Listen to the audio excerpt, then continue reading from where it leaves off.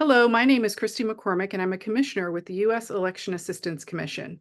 As the Federal Clearinghouse and Election Administration, the EAC is working to provide information and resources for election officials and working to support however we can at the federal level to help state and local officials administer safe, secure, accessible, and accurate elections. Today's video chat is fourth in the series focused on supporting new election officials and those who may be experiencing their first presidential election. In this series, we're addressing a number of critical topics, with today's discussion focusing on trust, transparency, and observers. I'm now joined by Rebecca Green, Associate Professor of Law at William & Mary Law School and co-director of the Election Law Program, Justin Reimer, who's a partner with Ashby Law and advisor to Restoring Integrity and Trust in Elections, also known as RIGHT, Charles Stewart III, Professor of Political Science and Director of the MIT Election Data and Science Lab, and Saul Seyler, Director of the Ada County, Idaho elections. Thank you to all of us for joining, thank you to all of you for joining us. So let me get started by asking a question of all of you, and if you want to just go around in a few sentences. We hear from election officials that one of their biggest challenges this year is having voters maybe not having confidence in the elections process. So in a few sentences, why is trust so important in elections, and what does it look like? Let me start with you, Professor Green, and then we can just kind of go around the board. Sure. So I think, very basically, if people don't trust the outcome of elections, then democracy is essentially sunk if we don't have confidence that the election has produced the correct winner. And that's why, since the beginning of voting in this country, there have always been massive protections built in to ensure transparency and reliability of the voting process. So when voting first started, people used to vote by voice, and that was a sort of a transparency mechanism that allowed people to sort of see for themselves, what the outcome should be. And then later, after states adopted the secret ballot, every state built in a lot of different transparency protections to ensure that people could trust the outcome, like permitting observers, chain of custody requirements, security measures, and also partisan election officials who could check each other's work. So I think our system has always recognized that trust is at the center of the elections process. Justin, do you have a few sentences you want to say about that? Sure, absolutely. And I agree with everything Rebecca said. And I just think, obviously, this is the starting point for elections, are the starting point for choosing our leaders, for choosing the people that make our laws, for choosing the people that govern this country. And so if you don't think the elections by which they are elected and chosen is a legitimate process, then you're not going to view them as legitimate as decision makers and as legitimate authorities. And so whether it's electing judges, or who gets to choose our judges, who makes our laws, who makes decisions on national security, whatever it may be, if you don't think that initial process is legitimate, then you're not going to think anything else is legitimate. Right. Dr. Stewart? No disagreement here so far. I mean, I think that, maybe to put a slightly different spin on it, from the beginning, back to the Federalist Papers even, there's been discussions about how do we build what was called an extended republic, and eventually a republic that spans a continent. And in such a governing system, citizens can't observe everything that's going on. And so for government to work, we need to trust. The thing I would add, and I'm sure we'll talk more about this, is that trust operates at several different levels.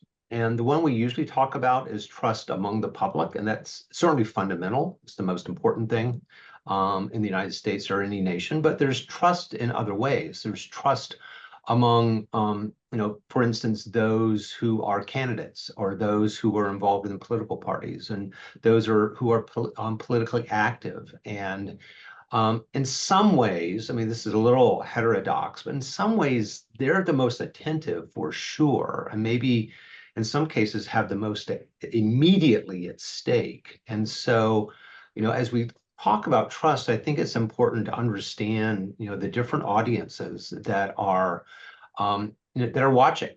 And, you know, they have different perspectives, different levels of knowledge, different levels of forbearance when things go wrong. So just, you know, doing one thing to instill trust there's no one single thing, no single audience. And so yeah, I'll stop there. Okay, well, we might get back to the single thing you had at the end, but in the Yeah. meantime, and Director Seyler, what do you have to add to that from your Well, perspective?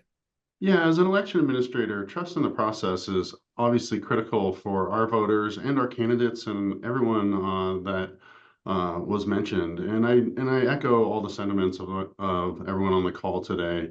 I think for us, you know, we oftentimes talk about we want people around the kitchen table to talk about how their elected leaders are performing, not if they were duly elected. And only through trust in the process can they actually get to that conversation about how this participatory democracy is actually serving them. And back to the participation aspect of it, if our voters don't truly trust the process, what's their incentive to actually participate in that process? And so I think if you don't build trust as an election administrator in this country, you're actually doing our overall democracy a disservice, because many folks, if they do not trust that process, won't participate in that process. And we won't really have a government that is truly elected by all of our constituents. So I think trust is critical to actually moving our process forward and getting voters engaged and participating.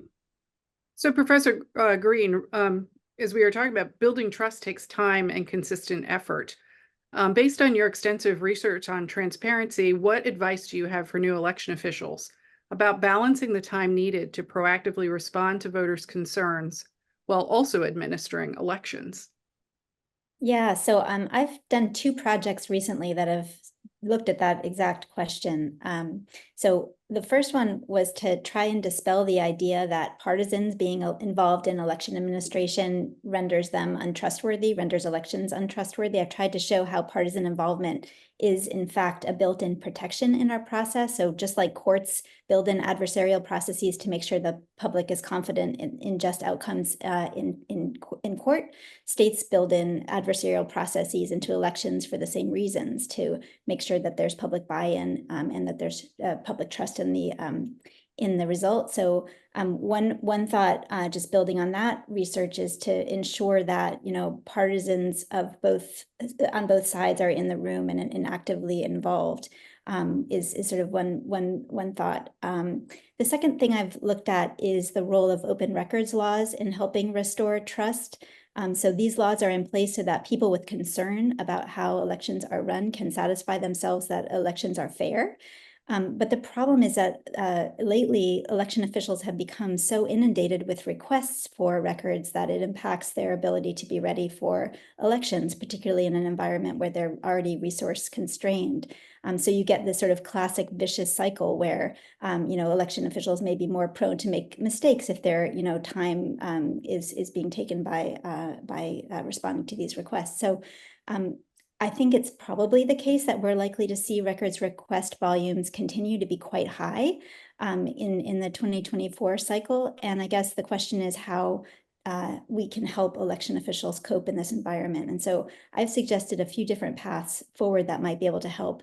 The first, I think, is we're a little late at this point in the cycle, but I think statutory reform is really important. And several states have actually gone in and clarified which records are open and which are not, which I think can go a long way towards reducing the bureaucracy of responding to these requests by making it very clear when something needs to be public and when it doesn't need to be public. I think there's some administrative solutions like centralizing requests or even charging more or altering response timelines, especially you know, in windows right leading up to elections. There's also some interesting proposals to have more affirmative disclosure of records. So that is not waiting for the public to ask for the records, just putting them up there. so that in certain cases that can really reduce bureaucracy of records response. And then I think there's also some pretty exciting automated fixes to this. Some states like Wisconsin have been experimenting with interfaces where the public can they essentially automate a lot of the records response, which takes a lot of burden off election officials. So I think there are lots of ways that election administrators can work to make the process more transparent and open for the public, but equally, I think we need to be really concerned about their ability to do the fundamental work of running elections at the same time. So I think that some more thought needs to be put into that. Those are some great suggestions. Professor Stewart or Dr. Stewart, considering lessons learned from past elections, are there ways that election officials can improve the resilience and credibility of our election system in the eyes of the public, as you were talking about the public being one part of that process? And are there things that election offices have been doing well to help ensure confidence? Yeah, that's a great question. And, in some ways, this is a question that political science has been studying for half a century. And so we've already know the answer to some of those things that instill trust. And then more recently, we've been focusing particularly on election administration and how that contributes. And so based on all that research, first thing I'd say is that I often talk about kind of the 4 laws of building trust. By the way, I'll get to your answer directly, but I think to kind of lay out the map and then talk about where election officials fall in there would be important. It's kind of the 4 laws of building trust among the public in elections. First of all, people are more trusting when they can actually observe or participate in the election. So they're more trusting of voting locally than what's happening in the county, the state, or in the nation. They're more trusting when they have a good experience. When they have short lines, when the machines work, when they have a friendly poll worker, those sorts of things. They're more trusting when their candidates win. And then, they're more trusting when local notables and particularly political elites they trust tell them things should be trusting. And so of those 4 things for election officials, I mean, some of these things are out of their hands entirely. And I think it's important for election officials to acknowledge that. And certainly their lives are affected by, losing candidates or, things they don't have control over. And sometimes that's, kind of creating anxiety among election officials. But there's a couple of things among those 4 laws where election officials do have a good deal of control. And an important part of that is what voters observe directly. And so I would say that, from both the research and then, reflecting back on my observation of election officials, the most important thing is doing what election officials do best, which is run elections and run them well. And to focus on kind of what I call the blocking and tackling of elections. Making sure that they're well positioned, that the poll workers are well trained, that you have enough ballots, that everything's plugged in, that just kind of really basic things that election officials, being very detail oriented, can be very, very good about. So thing number 1 is run good elections, and that's really the core. And there's things that follow from that. Advocate for resources, advocate for access to the best public buildings in the jurisdiction, be proactive in recruiting poll workers, take advantage of opportunities to get new people, younger people, really energetic people in to help run the polls. Those sorts of things that creative, energetic poll work, election officials can really do. But there's some other new things that the research is beginning to tell us that may be helpful. One thing is showing what you do to, again, these local notables. Local notable is an old term in political science, but I mean, I think it's a good term. It reflects, It's, you know, the local clergy person, it's the local judge, it's the local, well, we used to have newspaper editors. You know, it's people who other people look for advice. Members of the Kiwanis Club. Show them what you're doing. Have facility tours, what I sometimes call petting zoos for the election equipment, and, you know, show how signature verification works in your jurisdiction. Show how the machines are locked up, you know, kind of just show people what you do and how you do it and why you do it that way. And, you know, I know that kind of facility tours are time consuming, certainly time consuming. And so one has to kind of, you know, take care of your time.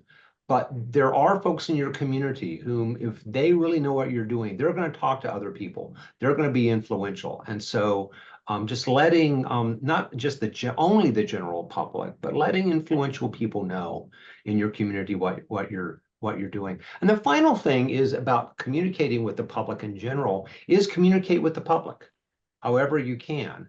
And by the way, one of the things that we're learning, political scientists are beginning to do some really interesting studies now, experimental studies, where they're trying out not only different messages, but different ways of delivering those messages to the public.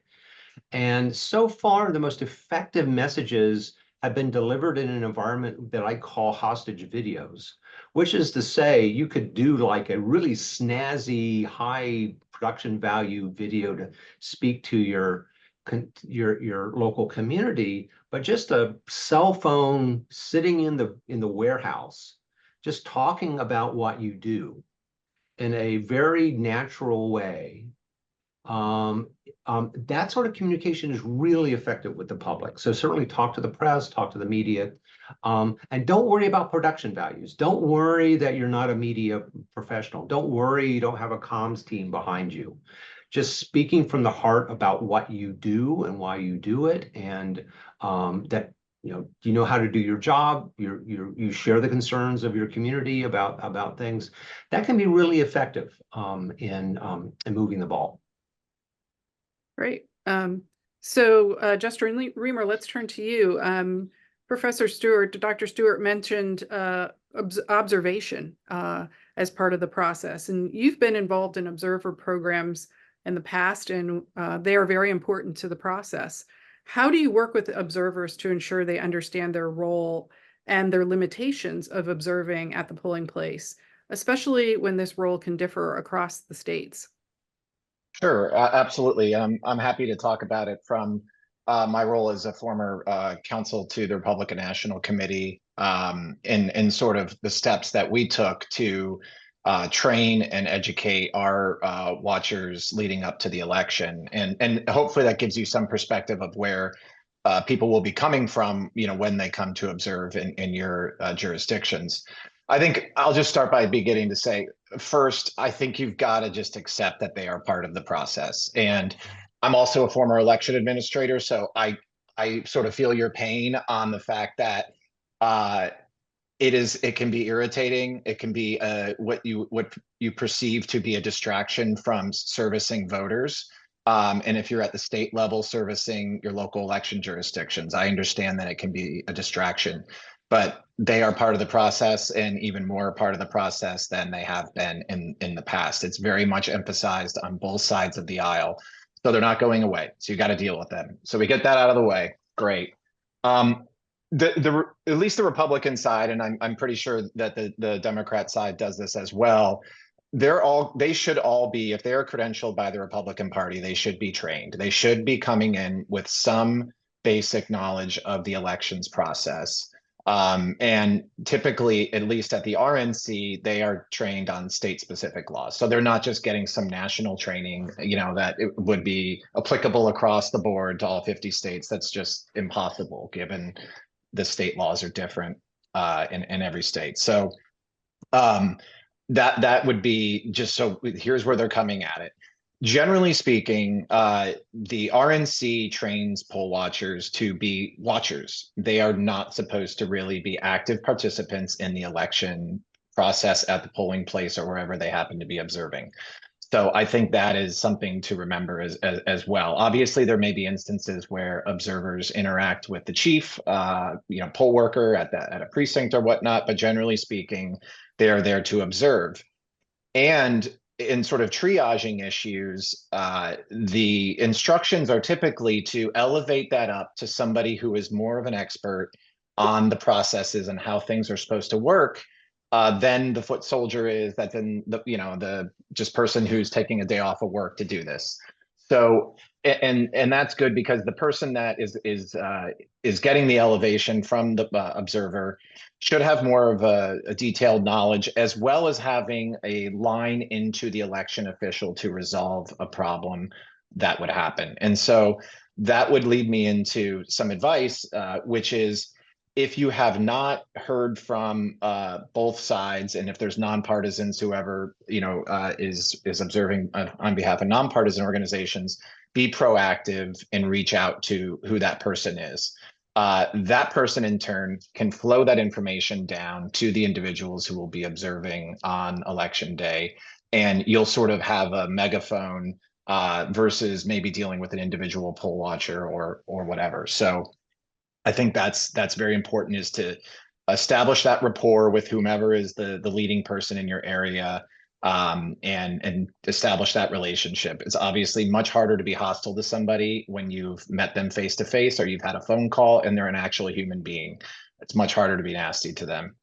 I also think it's essential that you understand your state laws regarding observation. They are often confusing. They are often ambiguous. They often vary depending on the role of the observer. Sometimes there's a different process for someone observing at a central count location where all the absentee ballots are being processed. Sometimes it's different during the canvass process when you're verifying the results from the election. So I think it's important to know that. And I think it's also important to identify the ambiguities in your state law, because that is going to be where if there is going to be conflict on the limits of observation, it's going to be where the law is ambiguous. And seeking advice from your Secretary of State or whomever it may be, to sort of preempt any issues that may come up. So I think that would be just preaching on the transparency again. I think it's just really important. And don't go beyond limitations that the law provides for, because I don't think either side is going to take well to artificial restraints on the ability to observe beyond what the statute requires, because there's smart lawyers on both sides that have read those laws and they know their rights. And so, for as tempting as it is, you've got to stick to the law. Thank you, Justin. I appreciate that. There's some really good advice in there. Let me turn now to Director Seyler. I apologize if I've been saying your name wrong. So let's talk about one thing specific that your office does, and then also get into the general. But your county, Ada County, Idaho, has a ballot verifier tool that has drawn a lot of interest. Can you tell us about that tool and how it helps with transparency and accountability? And what have you heard from the voters about using the tool? And then about other parts of your processes that are public, such as maybe logic and accuracy testing or post-election audits? Sure, I'd be happy to. Just back to what Justin said really quickly for observers. One thing that we do as an election office, we engage, as he said, all those sorts of things. But we also provide our observers with some documentation about what to expect, because we found that local parties have differing degrees of sophistication in their communications of roles. And so if we can help set those guidelines kind of clearly and pass that out to the observers directly, we've had pretty good success with that. So, but onto the ballot verifier. This is a really neat tool. I don't know if anyone on this call has had a chance to take a look at it, but this stemmed out of something that was mentioned earlier, just the swamp of public records requests. We were being inundated with public records requests regarding cast vote records, ballot images, all the usual suspects, if you will. And they inevitably come as we lead into elections. And so we took a look at that and said, well, what can we do to truly provide the public with information that they're seeking? And when we looked at that, we said, okay, well, we have the ability, obviously, to capture all of our cast vote records and all of our ballot images. What does it look like to actually go through and post those? They are the public's information. And we as an office, talking about transparency and public information, we believe that we are here as stewards of that public information. It should be available and it should be free. And so we partner with a company out of Massachusetts called Severa, and it took about 18 months for us to develop this program. But what it does is we started capturing in 2022 forward, and it now posts all of our ballot images and all of their corresponding cast vote records for those ballot images up for every race in an easily searchable database. So someone can drill down to precinct level, they can drill down to vote channel, absentee, early voting. They can look at particular races, they can look at the entire election itself, and be able to sift through that themselves. And our goal is that by putting this information out there, the reality is 95% of the public will probably not utilize this tool. But those that are really interested have the information at their fingertips. They no longer have to go through a burdensome process of requesting records. Our staff no longer has to take the time to load those onto drives and do all those sorts of things. It's just there and available. We launched this in April, and this May was our first primary where we turned this around directly after an election. It took us about 5 weeks this go around. It was just around the recount period. Our goal is to get that down to about 3 weeks after an election.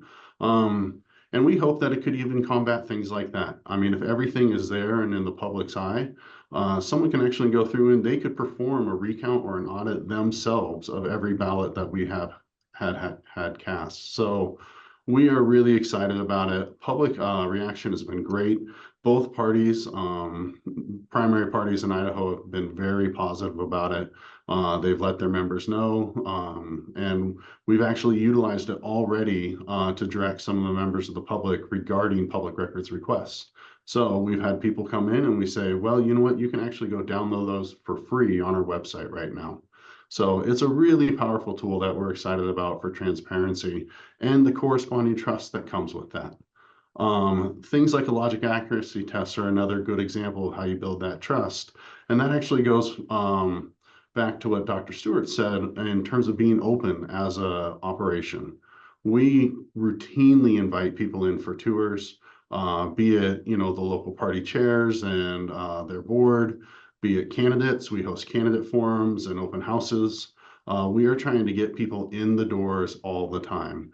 And actually, because of that, things like our logic and accuracy tests don't generally, they'll have some turnout, but they don't have a huge turnout. And that's because we've had the public in already. We also continuously live stream all of our warehouse and tabulation operations. So we are trying to be an open book, and we really feel that that's the foundation to building that trust in the election process. If people can realize that, wow, there's really nothing to see there, and that everyone is actually putting everything forward, all of the data, all of the information, they can verify that for themselves. And we've found that it's built a lot of trust, not only in our county, but our state. And we have had a lot of other jurisdictions reach out to us about the ballot verifier in particular, because I think they see the power in that tool. This is a big area of conversation around election integrity, and by being able to show that everything we have is out there and that the votes are actually counted and tabulated correctly by the machines, really is a big step forward in being able to build that public trust. So I would echo what was said about being open as an election office. I know it's hard a lot of times. They oftentimes come at the worst time. But being able to engage the public in such a way that they don't feel that you're trying to hide anything will really help them trust the results and actually kind of give you some grace when mistakes do happen, because they will happen. But they feel like if they've engaged with you and they know you are a real person that is there trying to do the best and your team is working as hard as they can, they will give you some grace when some of those issues do come up, which is inevitable. And I think you just need to recognize that and build that foundation so that when they do, they still believe in your process. Yeah, that's great. I think it's a really interesting tool, and be interested in seeing if it gets rolled out in other places as well. So Dr. Stewart, reflecting on your experiences as an academic researcher, writer, and lecturer, what voter education or civic literacy initiatives have you found are helpful to engage the public about the election process? Right. That's a really interesting question because I mean, there's a lot of initiatives out there, organized initiatives out there to try to get people to vote. And I think that, you know, can't swing a dead cat without hitting some website or somebody else trying to get people registered to vote this time of year. And so there's some very good, you know, places that I won't mention. I'm sure people will stumble into them. Your question was about really kind of engaging in the process. And right, there's actually fewer organized initiatives that I've run across. I think that the most effective things that I've seen mentioned in research around the country has to do with addressing the questions that non-voters have about the process. And actually, to step back a little bit, there's kind of there's two types of voters who we need to engage. One are the people who've never voted before. And you know, there's a good chunk of people who've never voted before. And then there are, you know, people who have voted before, maybe active, who maybe are skeptical about the process. Those are the folks who are getting a lot of attention these days. And a lot of the research that I mentioned previously is directed to trying to understand communicating with those voters or communicating with people who are kind of adjacent to skepticism. And so again, I mean, there's a lot of really good research there that's very simple: run a good election, communicate openly, communicate with local notables and those sorts of things. So it seems to me, maybe, you know, this is a non-obvious answer to the question, but the largest group of non-voters are young people. And the research that's been done, I'm looking specifically at young people, is that many of them have really kind of deeply felt misperceptions about the election process. For instance, a high percentage of people, you know, 18 to 21 in the first few years of voting, a very high percentage do not believe there is such a thing as a secret ballot. They sincerely believe that everybody knows how you voted. And the ones who believe that everybody knows how you voted are, not surprisingly, very reluctant to vote.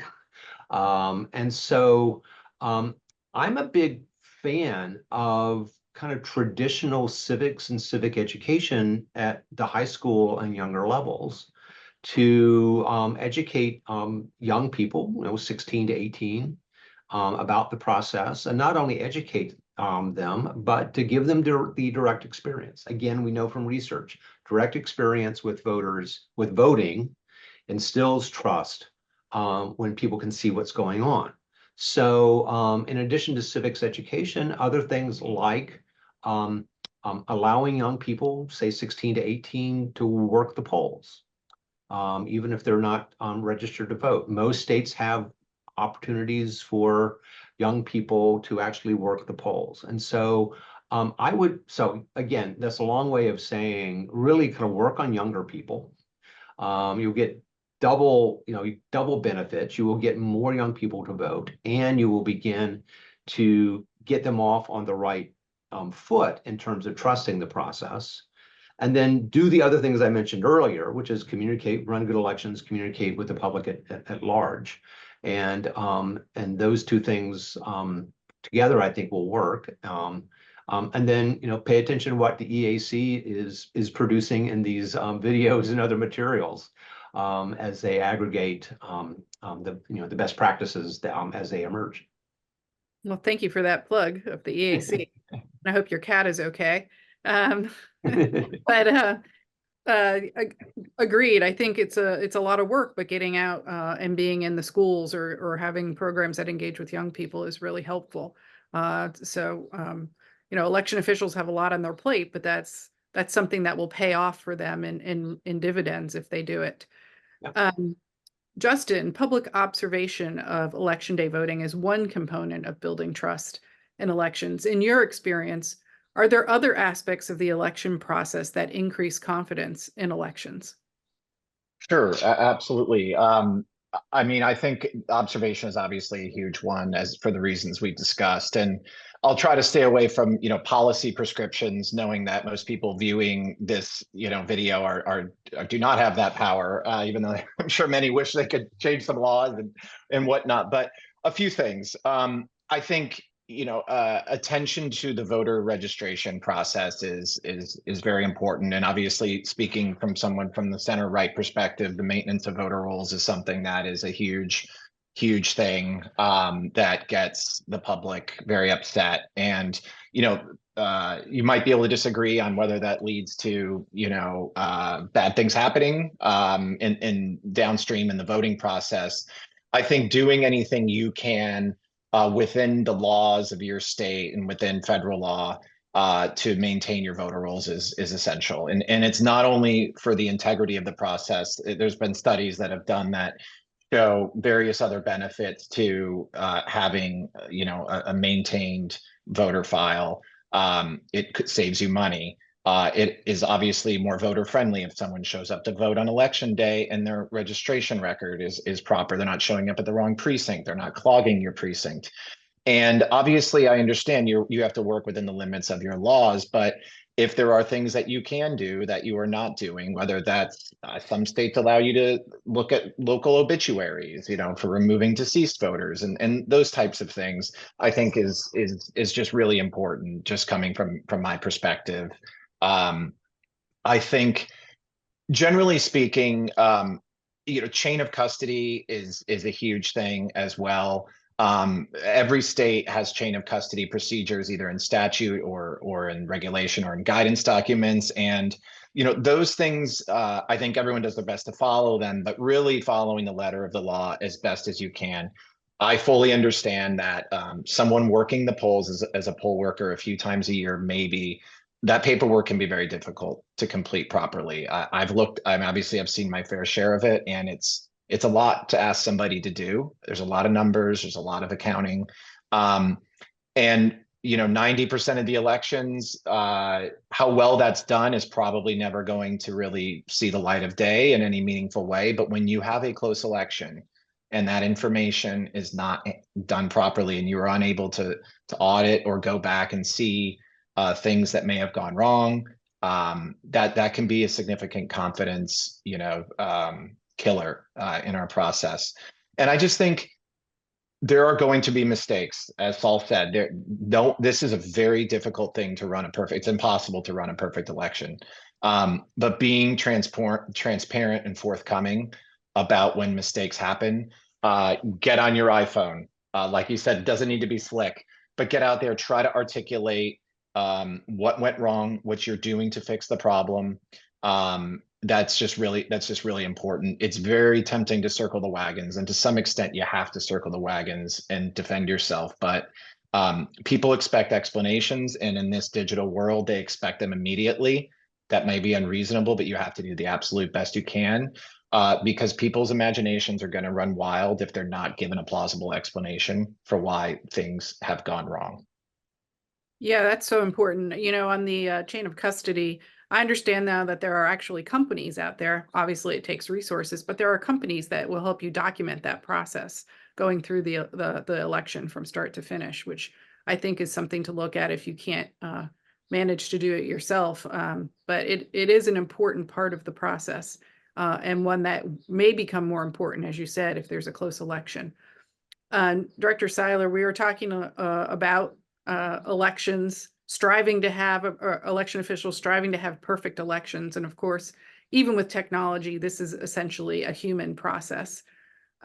So as Justin was mentioning, if there is an error in the process, and you touched on this earlier as well, how have you handled sharing that with your voters? Justin mentioned just being upfront with the information, but any advice on ensuring that voters understand that you are credible, honest, and transparent when things go wrong? Well, I think Justin's right in the sense that you have to address the issue. And I think you can work on the timing of how you address that depending on the scale and severity of the issue.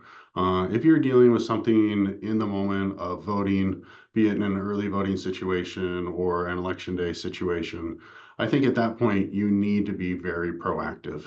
You can't sit back, you can't circle the wagons, as was said.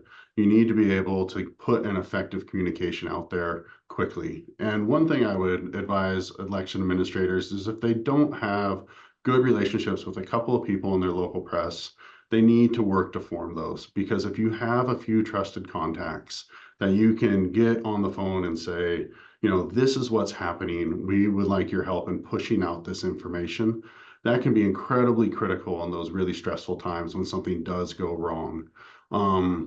The other is, you know, I think oftentimes less is more in these communications. I think you need to own the issue and be forthright about it. But we in election administrations oftentimes live in the weeds and the public does not. And so being careful about how you communicate the technicalities of what the issue is. Voters just want to know that their vote is secure, that they can trust the results, and that you are working on the situation. It doesn't have to be a master's class in election administration when something goes wrong.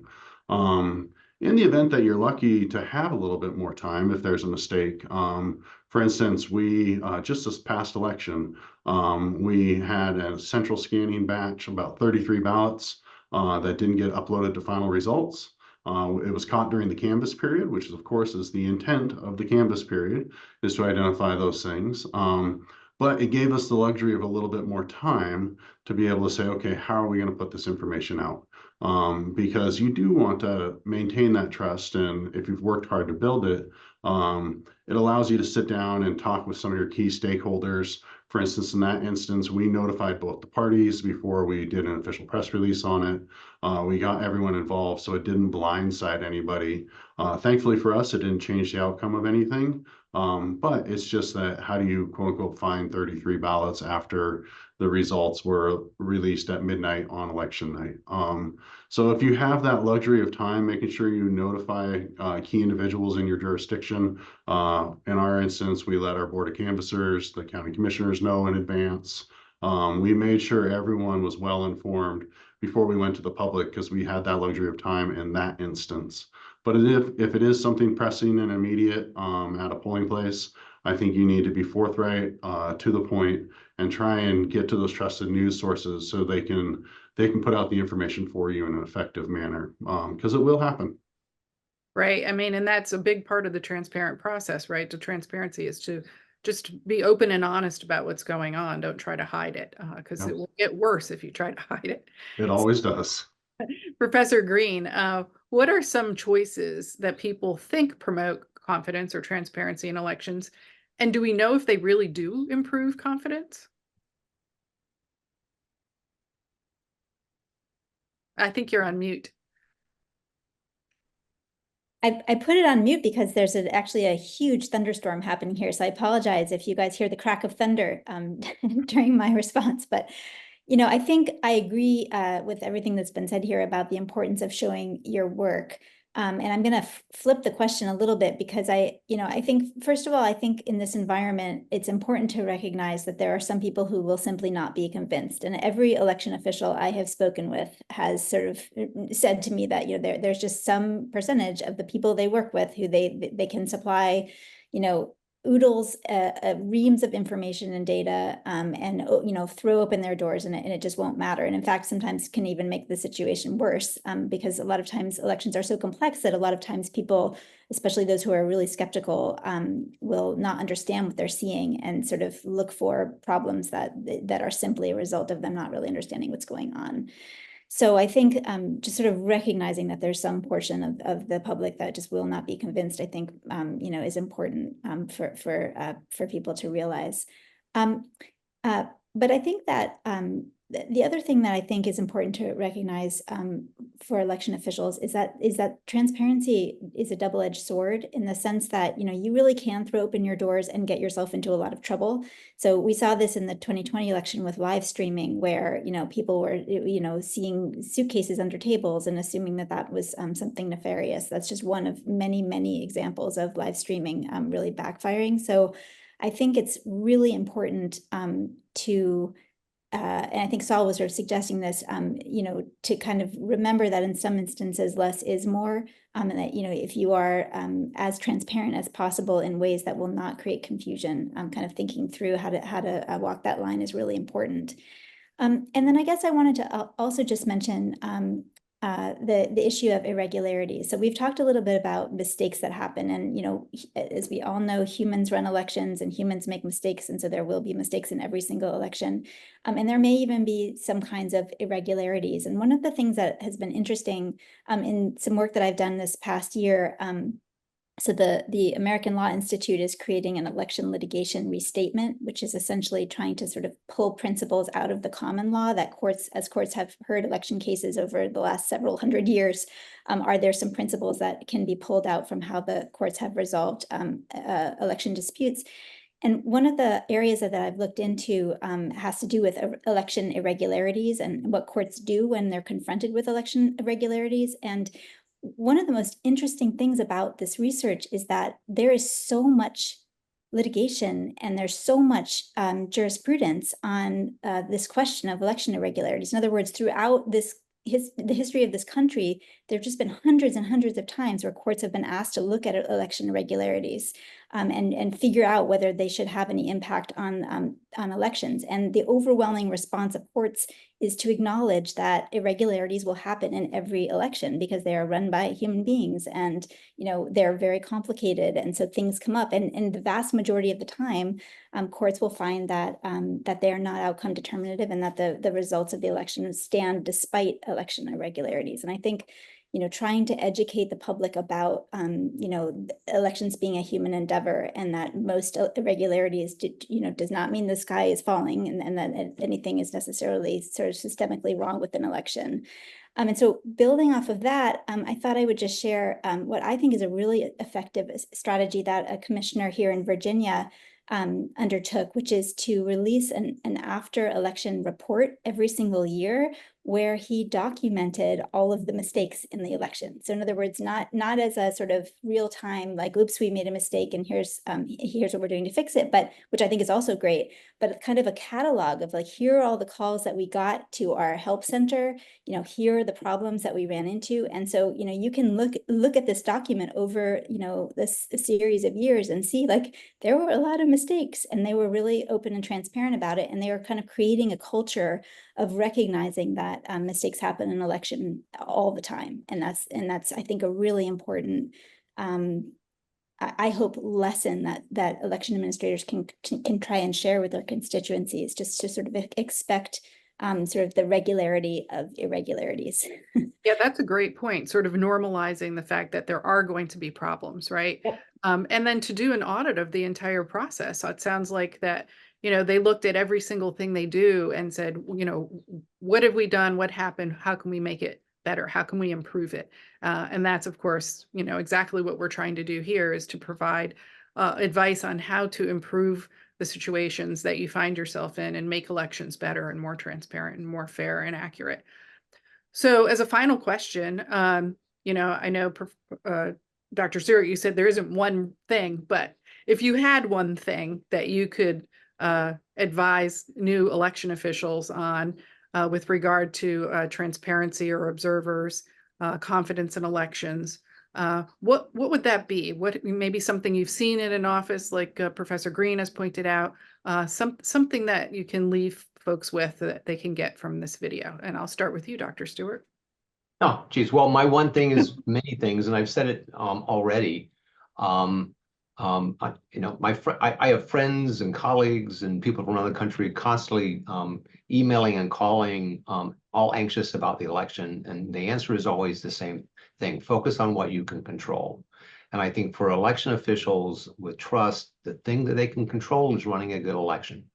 Yeah. And that is many things in that, but I would say the magic bullet really is sticking to one's knitting and getting the election run as well as you can. Yeah. Um, Have a so- good plan and carry it out. Exactly. Justin? Sure. A few things, I guess. First, to build on what Rebecca was saying about the sort of after action, I think that is an after action report, whatever you want to call it, lessons learned, I think is critical. I think every election office should be doing that after every election while you're fresh, because these things are fleeting, things that, you know, were really a big issue. Somehow you forget about them unless they're truly cataclysmic. So that's something that we did when I was an election official in Virginia after the 2012 election, when the big issue then was the lines, right? As Charles knows in the PCEA report. And we did a pretty thorough study looking at every precinct that had very long lines, and we tried to get to the bottom of it. So I think every election, you know, official should be doing that, even if you run a pretty solid election. And then just some particular aspects on transparency and disclosure. One thing that Virginia has done, and I'm not sure why they haven't promoted it more, but they have a change log after election night, where every single change that basically comes in after that initial flood of results comes in is logged, and there's an explanation for the change. Whether it's provisional ballots being counted or absentee ballots that, you know, have arrived still within the legal time, but later. I think that is really a good tool and should be promoted more by Virginia. After this last election, I couldn't find it, and I was like looking for it. Like, this should be something you're really promoting, because it's great. You know, people aren't going to be as upset when the results are changing a little bit here and there, or maybe even more drastically, if there's an explanation provided. And then going back to sort of the list maintenance thing, I think you've seen some secretaries of state promote very heavily their list maintenance efforts. And even things that honestly, like people that are experts in the area, you would recognize as just routine list maintenance that was performed. But they say, we removed 200,000 inactive voters from the voter file. And it's like, everyone's like, well, you're supposed to do that. That's really good. But I think that really does build confidence, and sort of speaking to, you know, my audience. It's not like you didn't do anything significant, but you're doing basically what, you know, you're supposed to do, and you're bragging about it. And I think people see that, and that actually does get traction in, you know, online and everything else. And so brag about the good things that you're doing to promote the integrity of the election and get the word out there. Great point. Director Seyler, what will you leave us with? Well, at risk of echoing something that was already said, I mean, I think the biggest thing election administrators can do is focus on running a good election. There's going to be a lot of noise out there in this election cycle. We're already starting to hear it and feel it. And, you know, I think we as election administrators just really need to focus on the nuts and bolts of making sure we execute the election well. We keep lines down. We make sure that those that are eligible to vote can vote, and those that are ineligible to vote cannot vote. It's the fundamentals of how we run our election. If we do that, we will continue to build trust in the process. The other is, I think, really just engaging head on when you do get those issues coming in. Don't shy away from them. They're hard to deal with, but engage them, deal with them, and then refocus on administering your election successfully. That's great. And we started with you, Professor Green. We'll give you also the last word. Well, I'm gonna say something sort of wacky, which is something that I saw that I just thought was so genius that I thought I would just share it here. I of course agree with all the comments that have been made in terms of, you know, focusing on running a good election. But I will just point to this as an interesting idea that might be explored further, that builds on my thinking that involving partisans in the election process builds trust. And that is a jurisdiction in Colorado, which had I don't actually even know whether it was the workers themselves or the observers, but they had them wear colored vests, so blue and red vests, so that people watching the process unfold knew that there were partisans in the room overseeing the process. And I think that that adversarial tension can go a long way to build trust. So I wanted to sort of put that out there as kind of a really easy, like quick visual signal that, you know, we can trust this election because there's an adversarial process playing out here. Wow, what an interesting idea. I hadn't heard I that. thought so Yeah, too. great. I think it's a good idea. Let everybody know that both parties are involved. It's not just, yeah, that's a really interesting idea. Well, I want to thank the panelists for joining me today. I think this was a really interesting discussion. We could continue to talk about it. There's so much to talk about in elections. But thank you again for joining me for this conversation. And those watching can learn more by checking out the EAC's other resources and videos in this series at eac.gov.